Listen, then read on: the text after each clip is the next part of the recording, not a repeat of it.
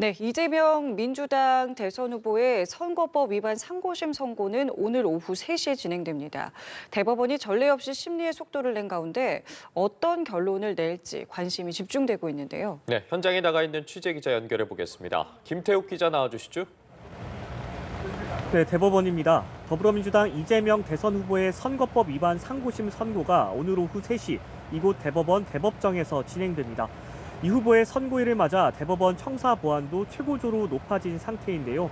대법원은 선고 시간까지 차량 출입을 전면 통제한 가운데 취재진 역시 기자증을 폐용한 인원만 출입이 가능하도록 보안을 강화했습니다. 대법원 상고심은 피고인 출석 의무가 없는 만큼 이 후보는 오늘 법정에 모습을 드러내진 않을 예정입니다. 한편 대법원은 국민적 관심도 등을 고려해 이 후보 사건 상고심 생중계를 허가했는데요.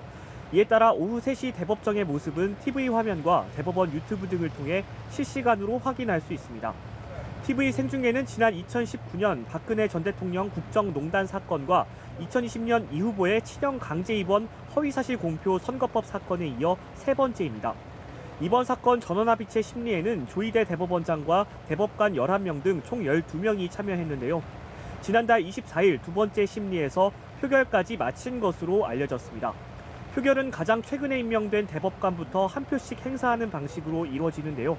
12명의 과반인 7명 이상의 의견이 선고 결과가 됩니다. 만약 표결 과정에서 6대5가 나왔을 경우 마지막 투표자인 대법원장은 통상적으로 다수 의견을 따르기 때문에 6명의 의견에 서서 7대5 결론이 나올 것으로 예상됩니다.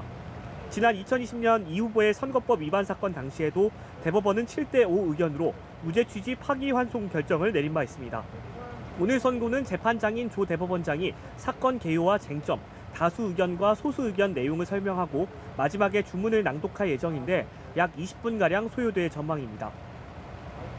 네, 김 기자. 오늘 선고 결과가 이재명 후보의 대권 레이스에 영향을 미칠 전망인데 재판부 판단에 따른 예상 변화도 짚어주시죠.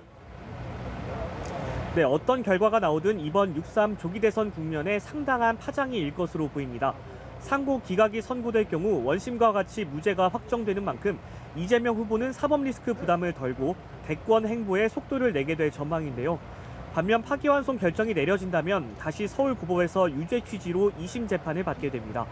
유죄가 확정된 건 아니기 때문에 이 후보의 대선 출마에는 영향이 없지만 대법원으로부터 유죄 판단이 내려진 점, 그리고 당선될 경우 재판이 중지되는지 여부가 논란이 될 전망입니다.